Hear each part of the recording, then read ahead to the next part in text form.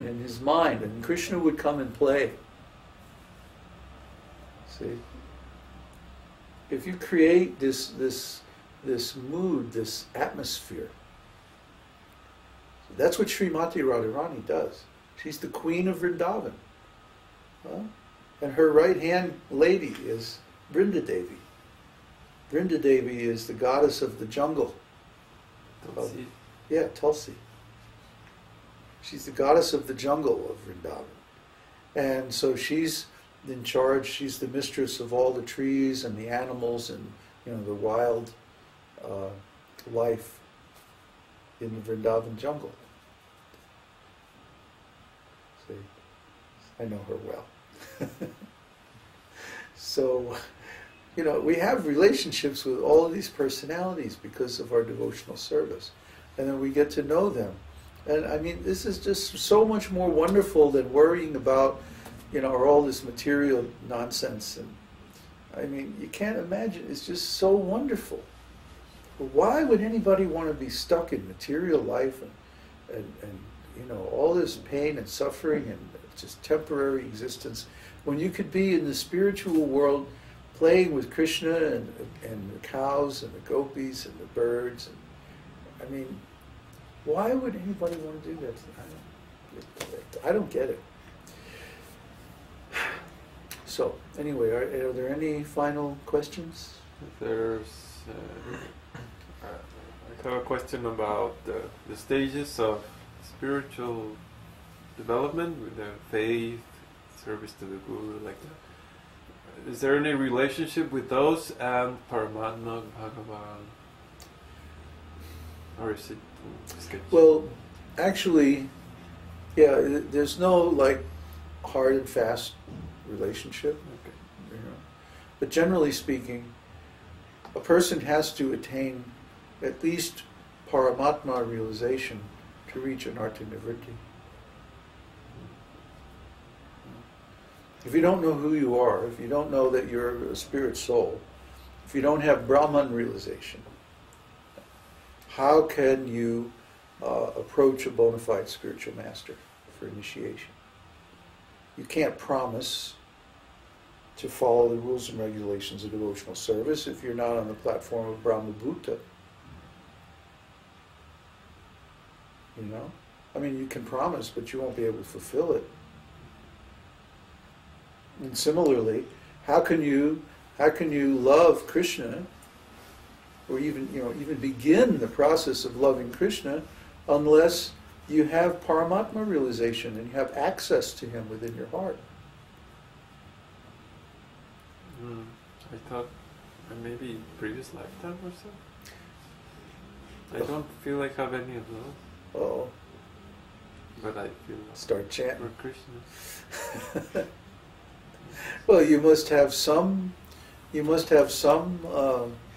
realization of those things, or how, like you say, how could you feel love of Krishna? Doesn't necessarily have to be in this lifetime, but you know, mine was. So that's why I say I'm just an ordinary person. I'm just a regular human being. There's nothing special about me at all. It's not like I was born with 27 Raja Yogas or something. I didn't have a very auspicious birth. I had a lot of problems in my early life, and family wasn't very advanced or special in any way or anything. In fact, less than the average family. It wasn't even a nice family. It was a very degraded family. But I went through everything and got Brahman and Paramatma and then finally Bhagavan realization in this one lifetime. So if I do it, if I can do it, anybody can do it. It's easy. Most the people who approach me for devotional service actually have a much better chart, a much better situation in this world than I did. So if I can make it, certainly you can make it. I'm not very special or unusual type of person, but what was different about me was that I was unwilling to settle for anything less. My godbrothers were all willing to settle for a religious group and for a process based on politics. I was unwilling to settle for that. I refused to accept that. Because I could see there was something better in Prabhupada's books. So why aren't we shooting for that?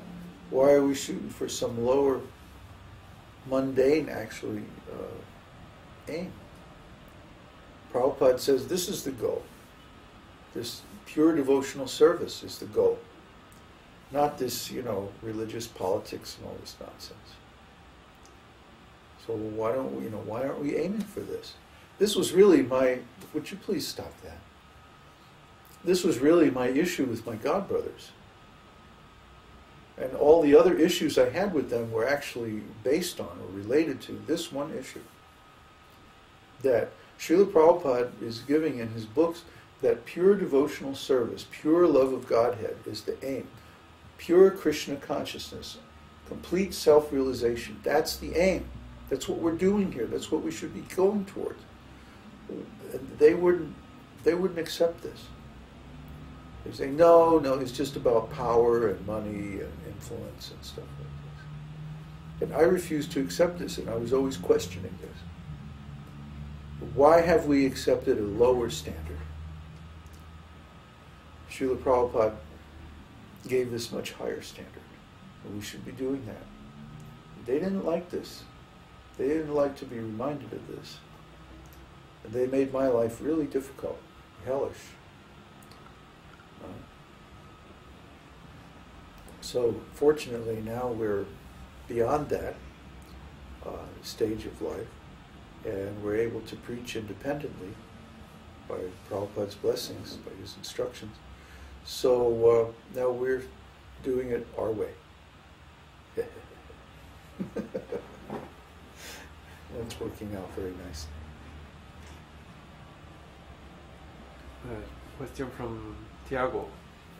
We just saw that Kṛṣṇa is ever youthful. Do our spiritual body get old? No. Question from Prasad. At the time when the jivas fell down, they should all have started with neutral karma. How did... What? At the time... Oh, sorry. Who's this from? Prasad. Where does it say that in the scriptures? Are you making that up? But don't ask me a question that's based on an assumption that is not true. Where did you read that? Where did you find that? Where's the shloka? What's the quote? Is it in Prabhupada's books? Is it in the Vedas? Where is it? I am assuming. Ah, yes, you are assuming. And then he put a smiley, reversed this. Yeah, the question is invalid. Based on a false assumption. Mother Indira commented, Bharatanatyam. My nieces who learn those use a lot of those gestures, and we ask them not to do that in normal life. For people who don't know these dances, it looks weird because they try to communicate with... Americans are always worried about being weird. Mm-hmm. You know, they're the most hidebound, habit-limited, conservative... What do the neighbors think? Huh? Yeah, what do the Joneses think, right? Sociopathic. Well, yeah, I mean, it's like, so what? I don't understand where this idea comes. Well, yeah, I do know where it comes from. That what are other people going to think? That this is drilled into us in school, pounded, screwed in really tight. That, what are other people going to think if I'm different? But everybody's different. Everybody's unique. Everybody's an individual. What's the problem? We talk about rugged individualism in America, but it's just empty words. Actually, Americans are afraid to be any different than anybody else. They're deathly afraid. Panicking afraid. Yeah, let them express very nicely in gestures. Why not? You know, it is a sign of intelligence to have a larger vocabulary in words. But what about in gestures? What about in body language? What about in motion? What if we have a larger vocabulary of body language than another person? See? Like, for example, if you study Sanskrit, you know how to pronounce